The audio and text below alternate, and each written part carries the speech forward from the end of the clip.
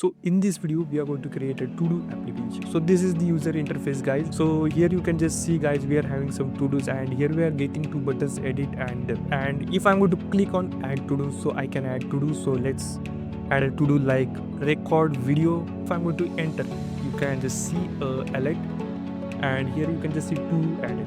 So if I come at the bottom, this to-do is being added at the 6th position. You can just see over here, and you can just see the time. It is 15:27, which is the current time, and you can just see the date, which is August 20 and Wednesday. So here everything is getting updated. If I want to edit this, for example, I'm just going to say record video and audio.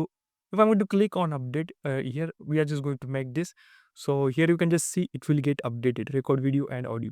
So this will be similar inside database. So we are going to see inside MongoDB. So here I'm just going to say Mongo asset. So I will say here show databases. So here I'm having databases. So here we are going to have this to do app. So I'm going to say use to do app, and here you can say show collections to see all the collections we have just created. So we are having to do's collection. So what I can say here is db.todos.find. Find is the method which I'm going to execute. I will be able to see every to do inside the database. So here you can just see we are just added this, and you can just see the title over here. If I wanted to delete, and I'm just going to say done. So this will get deleted. And if I come inside my database, I am just going to write again the same command db.todos.find. So you will be able to see the to do will be deleted from the database as well. So it's not available here.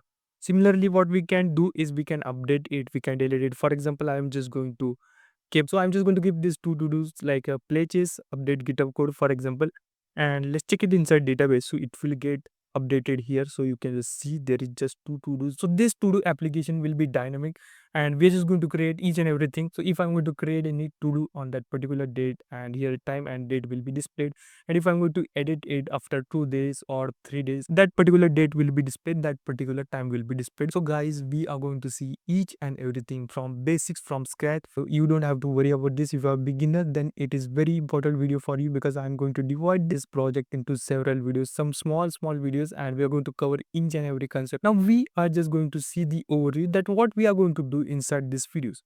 So here we are going to create a full stack to do application with database. There will be a database. Inside database, we are going to use MongoDB, and in the backend we are going to use Node.js. Front end, guys, we are going to have EJS templates. So you can just see here MongoDB used as the database to store to-dos. We are going to do Express.js. We are going to use for the backend, which is a backend framework to handle the routes. We are going to see about routes in our upcoming videos. And EJS templates engine for dynamic front end. We want everything dynamically. If I'm going to make update inside database, if I'm going to make update on our website, it should get updated. EJS is nothing but we can write JavaScript code inside HTML. EJS stands for embedded JavaScript. We are going to see each and everything in our upcoming videos. Next is Node.js. Node.js is the runtime for building the server. Next thing we are able to see is we are going to have this CRUD operations like create, read, update, delete. Can perform this operation on to-dos. We have just seen right now. And the next is MVC pattern. So what is MVC pattern? We are going to have models, views and controls separate folder, and we are going to see how we are going to do. Inside models, we are going to have our MongoDB schema.